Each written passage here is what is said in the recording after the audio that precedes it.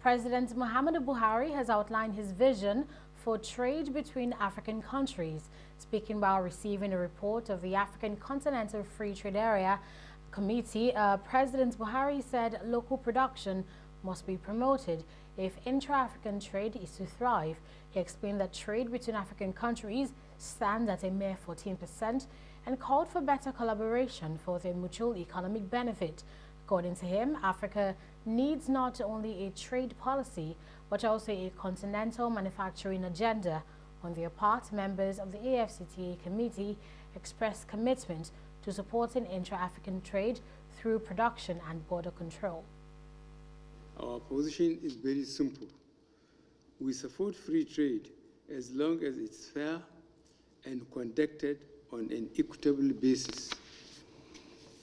The African Continental Free Trade Area will have both positive and negative effects on us as a nation and on our region.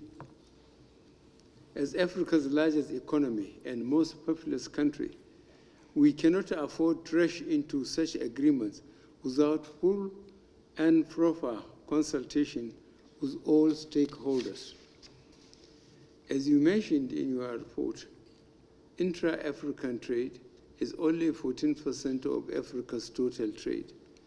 Our consumption is mostly of goods imported from outside the continent. For African continental free trade to succeed, we must develop policies that promote African production, among other benefits. Africa, therefore, needs not only a trade policy, but also a continental manufacturing agenda. We're looking at the possibility of support for retooling to ensure that our industries remain competitive.